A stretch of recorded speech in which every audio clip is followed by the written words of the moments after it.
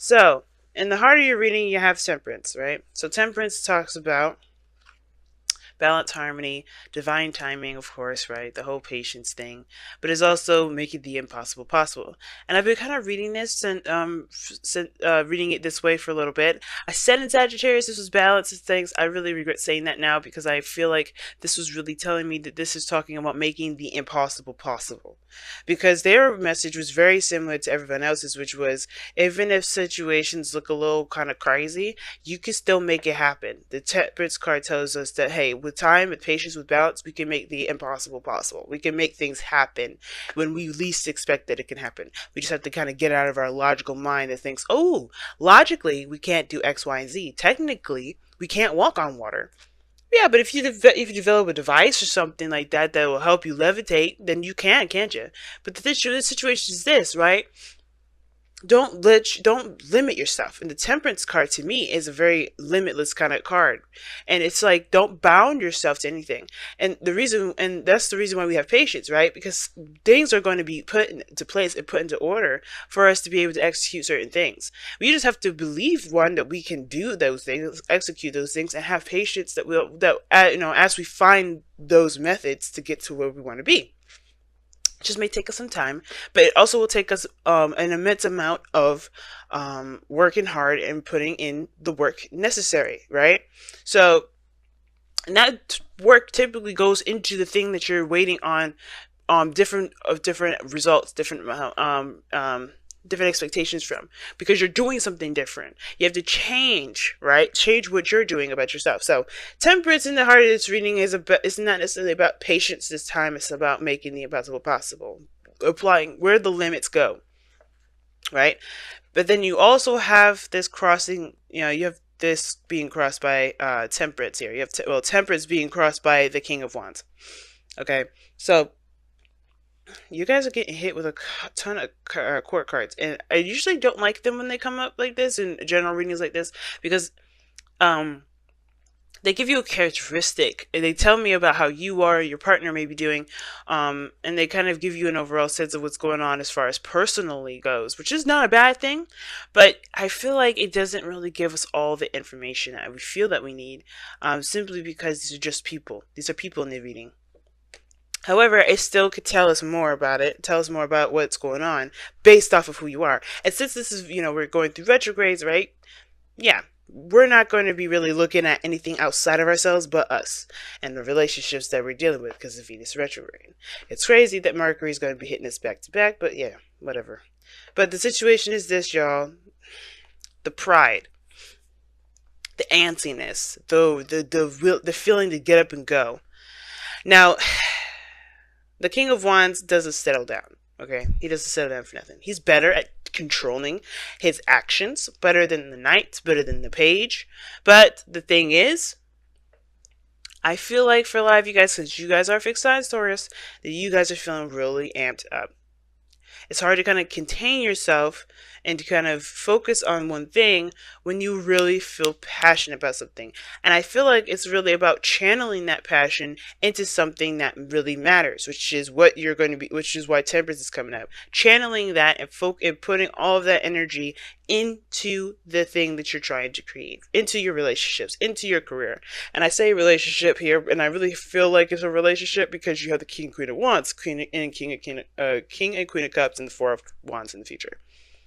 This is like basically a love reading. So yeah, so with this King of Wands, you're amped up, guys. You're really amped up. But I do feel like for a lot of you guys, it's about channeling that energy into your relationships, because it's going to be affecting that. Jupiter just went into Sagittarius, which would enter your 9th house if we're going through equal house system, guys. And that means that, this is going to be affecting your belief systems, how you see things, how you experience life, it's the higher learning area of our charts. I don't know too much about it. I'm not an astrologer, but one thing I can say is that it's going to be affecting how you believe, what you believe in your relationships. Now, in the past, you had the Queen of Wands, so you definitely met somebody that matches your energy, someone that's passionate, someone that's willing to fight. And the reason why I say willing to fight is because there's this person. If they knows what they want, they're going after it. There's no ifs, ands, or buts about it. They know what they're going. They know where they're doing. They know where they're going, and they know how to direct the energy towards that. This person is either a public figure, someone that's, popular, someone that that's in the limelight, or this could be just somebody that you feel very passionate for, someone that's very passionate as well, someone that is creative that you see, someone that's very confident in themselves. You're very confident in yourself, perhaps, if this is not anybody else. But the situation is this: you've met this person already. Okay, they're coming off as somebody that's very active, very busy, very that stays very active. Okay, and I feel like this could be an Aries, Leo, Sagittarius. It could be a Cancer, right? A Cancer, Pisces, Scorpio. It could be anybody. But the point of it all is that this person reigns significantly because you have a strong amount of passion for them. You feel on the same level as they do. Um, they see you as theirs. But the thing is, it's crazy that you don't even come up as pentacles in here. You're not showing up as pentacles. So I don't, there's nothing wrong with any of the cards that come up. You know how I always am, but like, ooh, I don't know if I like when I see a swords, whatever. You are who you are in the moment. It doesn't matter. It's not a good or bad thing, but it does shoot off alarm bells when your element does not come up in here at all. So everything's about feeling. It's about passion. It's about new desire. It's about what you feel, and it shifts to a very emotional place here with the King of Cups. Feeling in your emotions, being very emotionally involved, feeling a little tender, a little sensitive.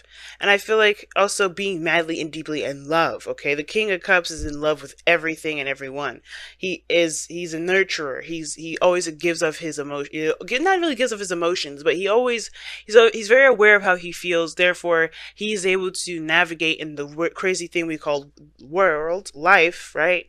Because he's very connected to his higher self. He's very connected to his emotions via higher self. Or no, his emotions is the channel in which he connects to his higher self. So aside from that, I do feel like the emotional aspect is strong for both of you. Queen of Cups in your external energy, but I feel like you're feeling it the most, Taurus, right now. I think this person definitely is aware of the connection that you guys have. You guys get along very well. You have a lot of fun together, and the King of Cups here, King of Wands, that crossing energy, yeah, they're opposites, but they can work together because this person influences, how, encouraging your dreams, encouraging your desires, right? Influencing you to continue to go after what it is that you want. Well, the King of Wands is like, all right, let's do something about it. And I feel like you're in that crossroads of when you're, of trying to figure out what to do about how you feel, because it's getting really, really intense. The King of Cups can get really intense. And I feel like your automatic step is to take it to the next level. Four of Wands, move up to a higher place of commitment, because you're getting more and more involved and really more in you're kind of drowning in your emotions at the moment, and you want to do something about it. You don't want to just sit there and sulk. You don't want to sit there and just feel it. You want to express it. And I feel like that's where you express it, your relationship, being in the moment.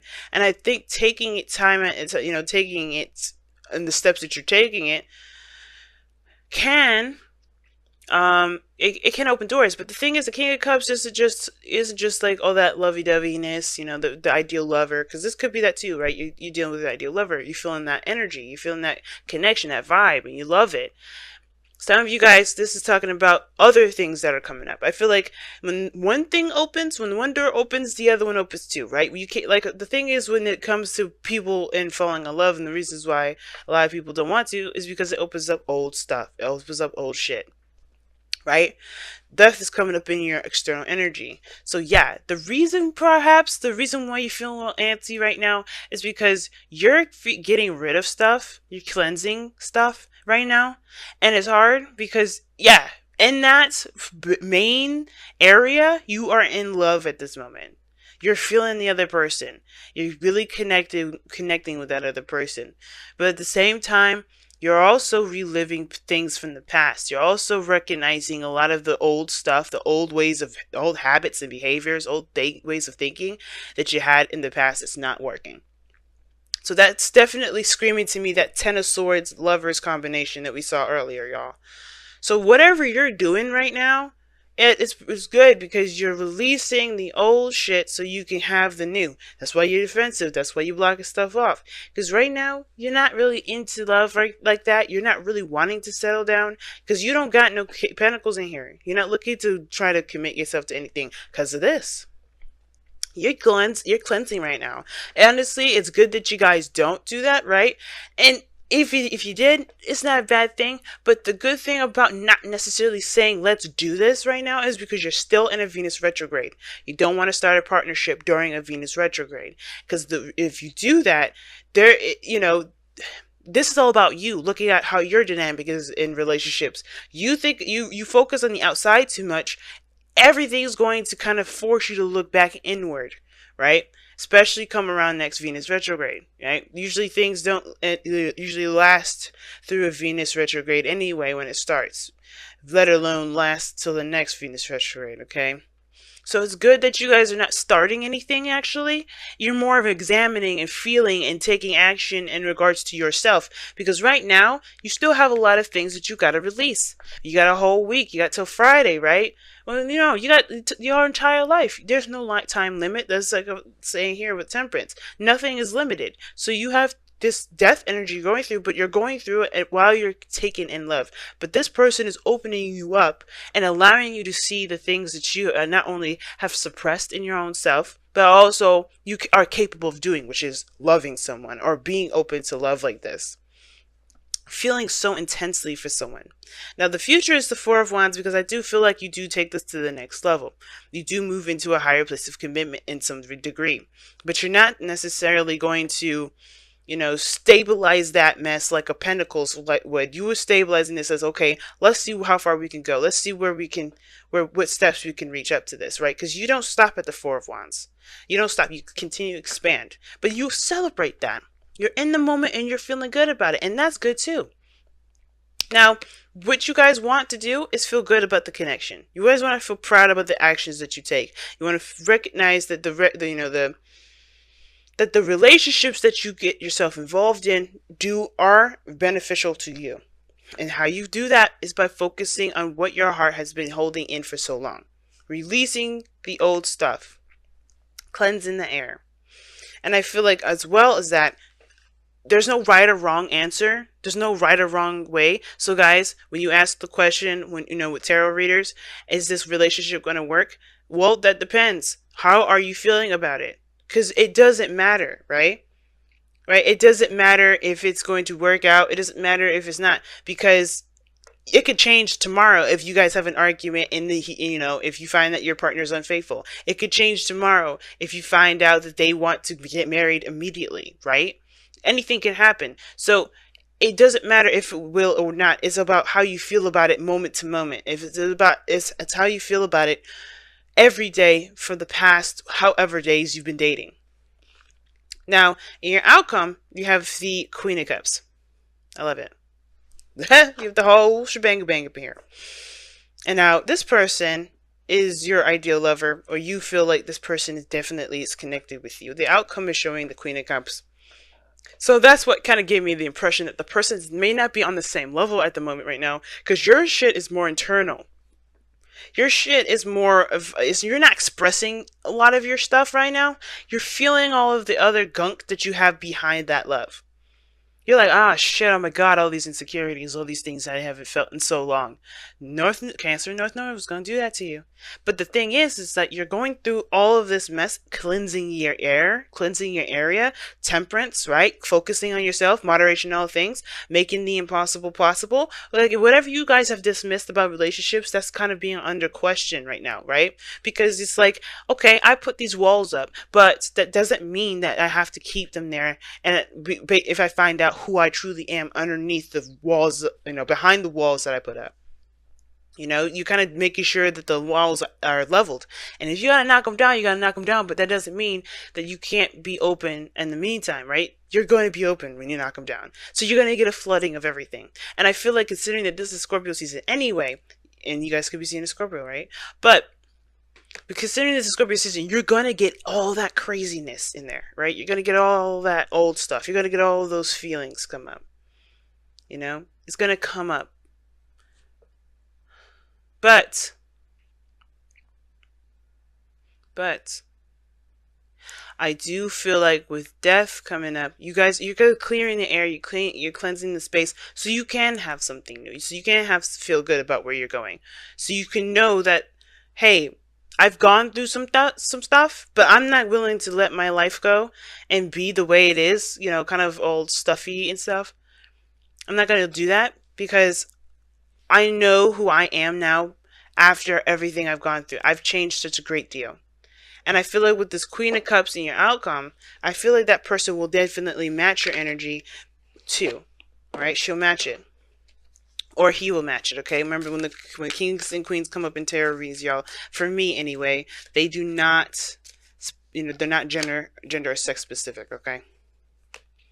Wow. Need and necessity. Okay. So, need and necessity. Okay, we're going to take a closer look at that one. But need and necessity basically means, when I was learning this deck, is that it's a difference between what you need and what is a necessity, right? There's a difference between what you want and a necessity, right? It's stating the boundaries, stating things that that you definitely require, like good communication, balance. It's a good thing to have a checkbox as to what you need to kind of gauge whether or not this is something that's a go or a no go. Okay. But it's a good to separate what you want and what are deal breakers, what aren't, because you can maybe, just because you may not have what you want in that moment, it can kind of set off the wrong flags, if that makes sense. But let me go ahead and take a look at what they say. See, need and necessity. Night and day exists within the same, within the very same moment. Creation and destruction wear the same mask. You only see one of the other because you are not seeing the whole. You may see what you may see as painful, another may believe to be good. All is based upon perception. In nature, all occurs according to need and necessity, not wrong or right. Ask yourself, is there a genuine need to act? Is change necessary for your continued well-being and happiness? If the answer is yes, then act. If the answer is no, then do not. Damn. Always be deep with their messages, y'all. But you get what they're saying, right? Is that, don't blur the lines between, there's no such thing as a black and white world. As much as it'd be easier to have a life like that, you're going to come up short because you're going to realize that there's no limitations that limit everything to black and white. There's always going to be different shades of gray. There's always going to be different shades of everything. So you can't always give a straight answer. You can't always give a straight, okay, well, if this happens, then this happens. Nothing's going to be blankets, easy to figure out like that. Not unless it's a math problem or it's business, and you can kind of be like strict like that. But the point of it all is everything has its purposes. Everything has its appearances.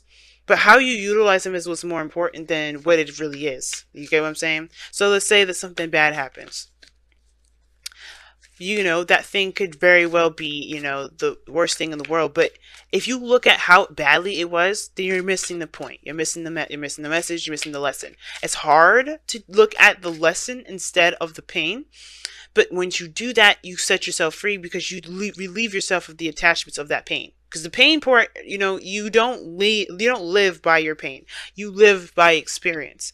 And if you remember that this is, Jupiter going to Sag, you look back at all the experiences that you've gone through, all the things that you've gone through regarding your relationships.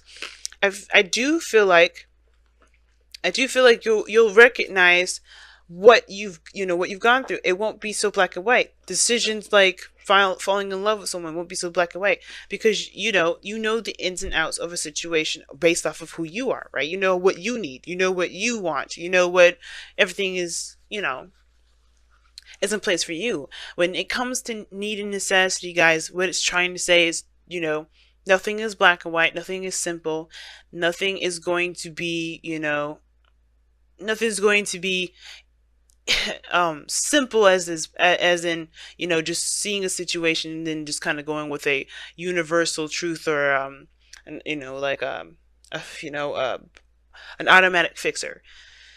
You have to see the thing from the whole perspective.